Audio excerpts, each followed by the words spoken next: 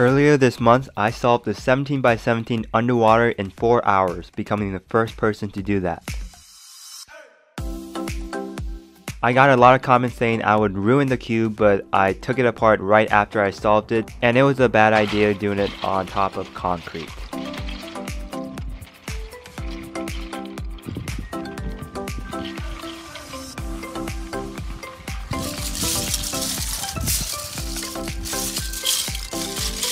I also want to announce my 3 giveaway winner. From the last video where I lost $32,000, the winner was Ultimate Gamer and Seed0. And then for the live stream, the task was to go to my Instagram, post on your story and tag me in it about your favorite cubing stuff, and the winner goes to Scrambled Cuber 1. And they all want a gift card. The task for this video is to find how many SpongeBob time cards there are. Good luck. I cleaned out the important pieces, which include the screws and the spring, so it won't rust, and took apart the edge and corner pieces so they can be completely dry before I assemble this bad boy.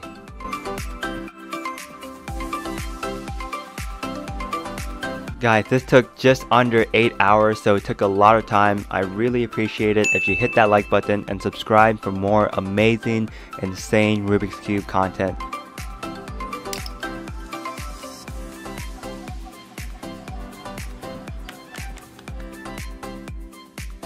The day after, my live stream was set up and I was ready to assemble this 17 by 17 Rubik's Cube.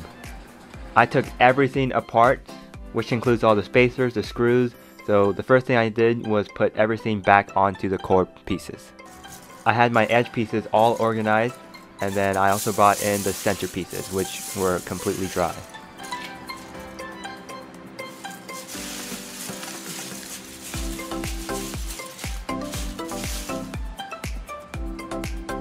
First thing I did was to separate them, so I started doing the yellow color because I want to start from the yellow side and build all the way to the white side.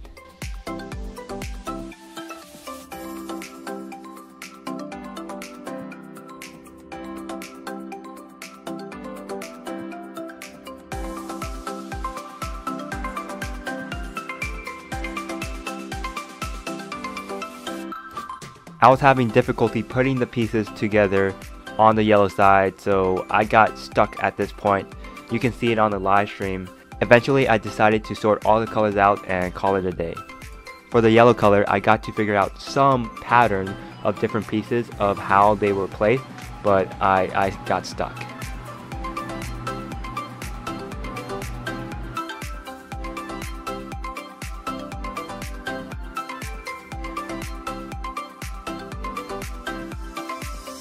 The next day, I decided to sort the blue and figure out if I can learn more about these pieces and see how they can connect with each other, because there should be some pattern to do that. Day 2. What I found that there are these pieces which are aligned to the center pieces. There are also these diagonal pieces, so there's 4 of each that goes diagonally. And then the center pieces somehow connected, so there's 6 piece, 5, 4, 3, 2, and all the way down to 1, which can be put together. So now I figured out all the patterns, I decided to go back to the yellow color and sort.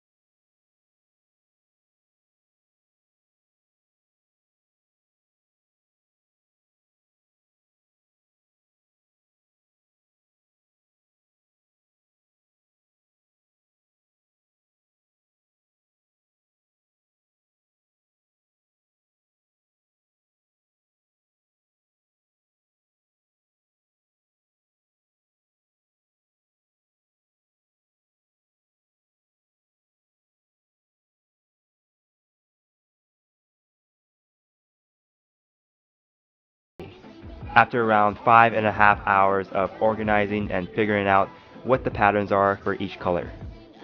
I started putting the big edge piece with the yellow side, and I just worked from there and started to put the center pieces, the edges, onto the yellow side.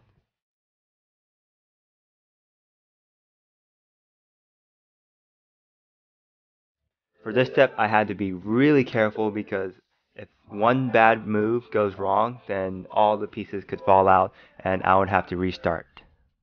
And of course, I needed some tape to hold pieces together.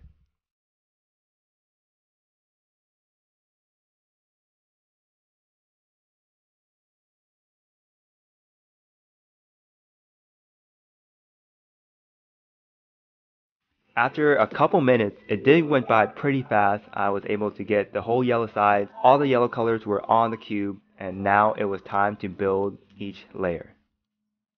What I did, I built a quarter of the colors, the bottom quarter. So I started with orange, the bottom quarter of that, and then moved on to the other side of the bottom quarter, and then just worked my way so I can get half of the cube done. And this part did go by pretty fast as well because I knew how the pieces were connected and the pattern. So now I have half of the cube complete. I'm halfway done. All the blue, orange, red, green, and yellow colors are now on the 17 by 17 Rubik's Cube. Now it's time to do the final side, the white color.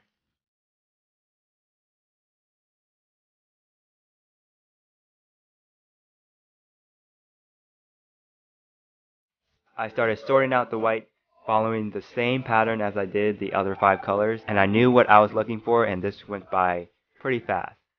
I probably sorted this in less than 30 minutes.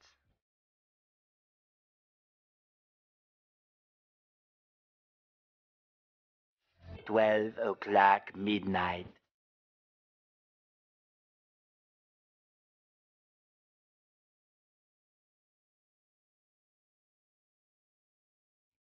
At the end, I was getting pretty stuck on how to put the last couple of white pieces onto the cube, and it was pretty late at night, so I waited the next day so I can complete the puzzle and give my brain a little time to relax.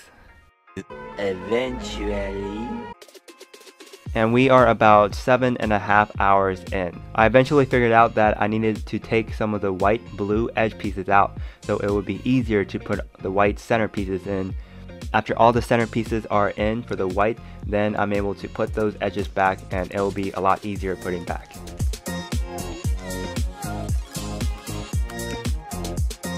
And literally when I was putting back the white and blue edge pieces, you could literally see that it almost popped. The pieces were about to fall off and I was so scared, and it was stuck. I couldn't move it, but I had to figure out how to squeeze it in.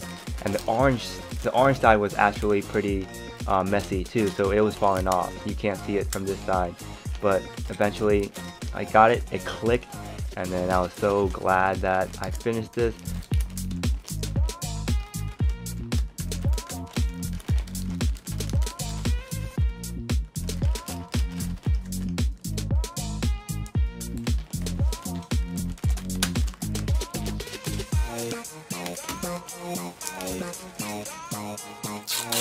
Now I had to take all the tape off and tighten the screw on all the sides to make it less flexible.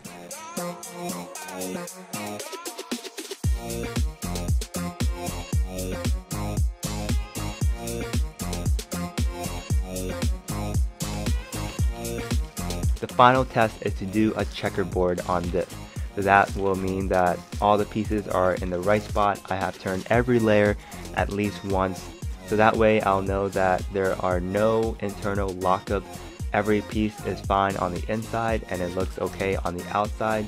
So the red and orange are done almost, and then I have to turn it the other way around.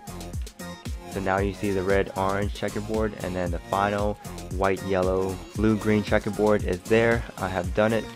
And there's one more piece. I have to put back the center caps that are still missing, and then I'll be all done. After a little less than 8 hours, I have completed this. Thank you so much for watching. Make sure you like and subscribe. This was a great journey and a great learning lesson, and really fascinated to see all the patterns of the puzzle. Thank you again for watching, and I'll catch you guys later.